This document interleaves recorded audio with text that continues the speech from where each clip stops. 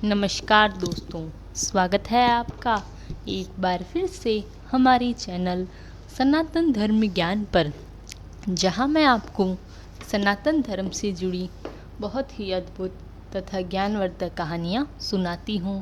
यह कहानियां आपके जीवन के लिए बहुत ही लाभदायक तथा ज्ञानवर्धक होती हैं। इन कहानियों को सुनने के बाद आपके मन में हो रही परेशानियों, चिंताओं इत्यादि सभी समस्याओं का समापन हो जाता है।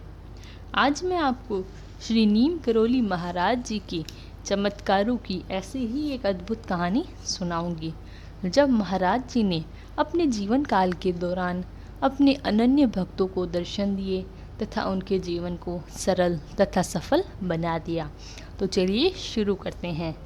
इससे पहले कि आप हमारी इस कहानी में खो जाएं, हमारे चैनल सनातन धर्म ज्ञान को सब्सक्राइब ज़रूर करें ताकि आने वाली न्यू वीडियो की नोटिफिकेशन आपको सबसे पहले प्राप्त हो जाए। आइए शुरू करते हैं। जय गुरुदेव। वारा न्यारा। श्री दुर्गा प्रसाद तिवारी, अवकाश प्राप्त उप पुलिस अधीक्षक, आगरा, सुनाते हैं कि अलीगढ़ में डीआईजी महोदय निरीक्षण के लिए आए थे। वहां तार काटने वाले चोरों को न पकड़े जा सकने के कारण उन्हें असंतोष व्यक्त किया और उनकी जल्द गिरफ्तारी पर जोर दिया। डीआईजी महोदय बाबा के भक्त थे और संयोगवश उसी दिन बाबा भी अलीगढ़ आ पहुंचे। उन्होंने आपको जीप में बाबा को लीवा लाने के लिए भेजा। आप बाबा को जीप में ला रहे थे और स्वयं मन ही मन चिंतित थे तार काटने वालों की गिरफ्तारी के लिए। एकाएक बाबा बोल उठे, गिरफ्तार करने को कहा, चिंता हो गई। वह बाबा की बात को कुछ नहीं समझे, पर जब उन्होंने अपनी बात स्वतः दोहराई तो आप समझे महाराज नौकरी को कह रहे हैं, चिंता तो होगी।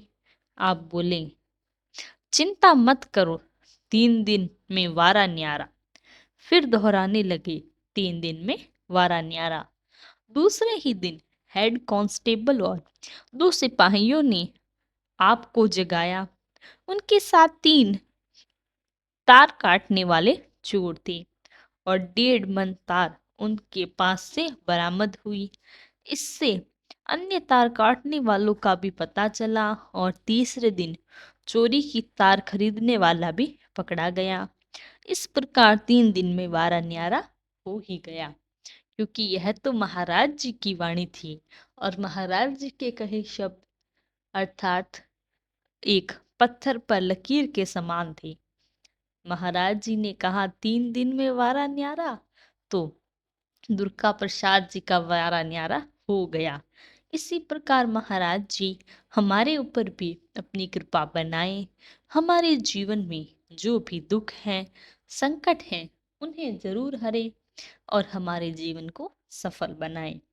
हमें अपने आप पर विश्वास तथा महाराज जी पर नित्य विश्वास रखना चाहिए। हमें केवल अपने कर्मों पर ध्यान देना चाहिए, जो ऐसे कर्म हों सदकर्म। सदकर्म करने से महाराज जी हमारे ऊपर अपना आशीर्वाद जरूर बनाएंगे, हमें आगे की राह भी दिखलाएंगे, जिससे हम अपने जीवन में अपनी हर ऊंचाइयों को प्राप्त कर पाएंगे। कामना के साथ आपसे विदा लेते हैं। तब तक के लिए धन्यवाद। आपका दिन मंगलमय हो। जय गुरुदेव।